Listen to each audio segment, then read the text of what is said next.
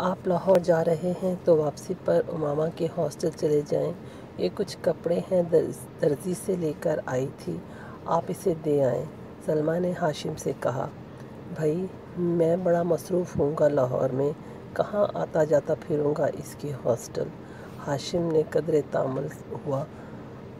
آپ ڈرائیور کو ساتھ لے کر جا رہے ہیں، خود نہیں جا سکتے تو اسے بھیج دیجیے گا، وہ دے آئے گا۔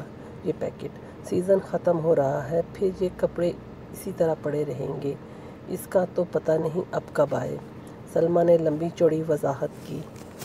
اچھا ٹھیک ہے، میں لے جاتا ہوں، فرصت ملی تو میں خود دے آؤں گا ورنہ ڈرائیور کے ہاتھ بھجوا دوں گا۔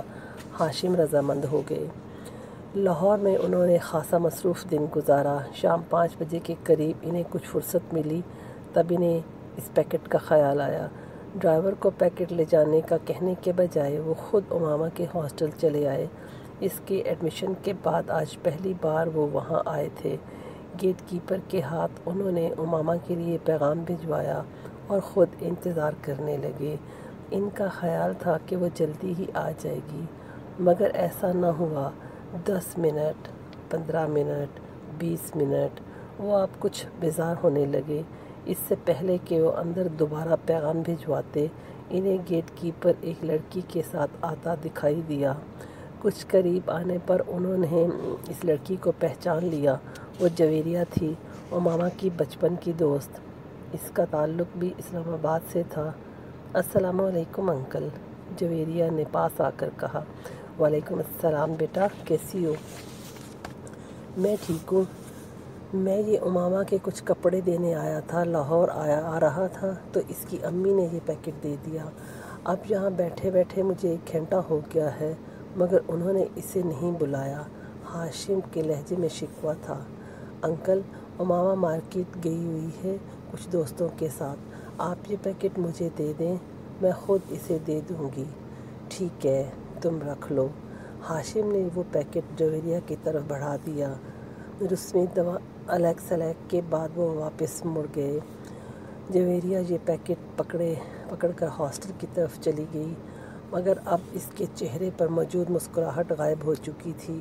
کوئی بھی اس وقت اس کے چہرے کی پریشانی کو واضح طور پر بھانپ سکتا تھا۔ ہاسٹل کے اندر آتے ہی وارڈن سے اس کا سامنا ہو گیا۔ وہ سامنے ہی کھڑی تھی۔ جویریہ کے چہرے پر ایک بار پھر مسکراہٹ آ گئی۔ بات ہوئی تمہاری اس کے والد سے؟ وارڈن نے اسے دیکھتے ہی اس کی طرف بڑھتے ہوئے کہا۔ جی بات ہوئی، پریشانی والا کوئی مسئلہ نہیں، وہ اسلام آباد میں ہی اپنے گھر ہے۔ اس کے والد یہ پیکٹ لے کر آئے تھے، میرے گھر والوں نے میرے کچھ کپڑے بھجوائے ہیں۔ انکل لاہور آ رہے تھے تو امامہ نے کہا کہ وہ لے جائیں۔ انکل نے غلطی سے یہاں آ کر میرا نام لینے کے بجائے امامہ کا نام لے دیا۔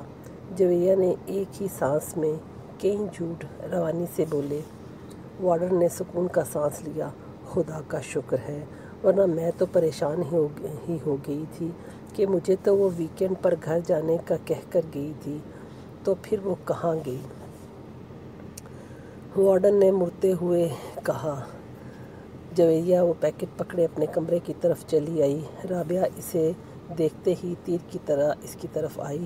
کیا ہوا، اسلام آباد میں ہی ہے وہ؟ نہیں، جویریہ نے مایوسی سے سر ہلایا۔ مائی گاڈ!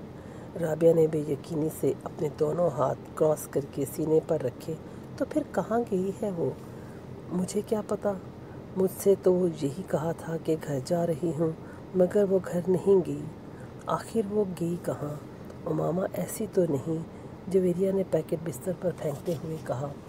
وارڈن سے کیا کہا تم نے؟ رابعہ نے تشویش بھرے انداز میں کہا۔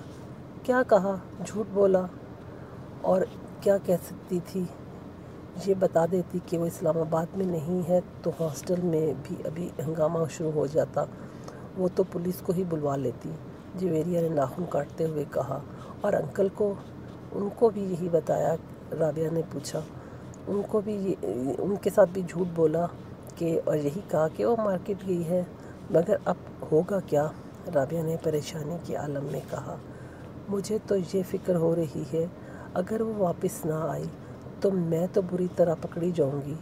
سب یہی سمجھیں گے कि मुझे इसके प्रोग्राम का पता था, इसलिए मैंने वार्डन और इसके घर वालों से सब कुछ छुपाया।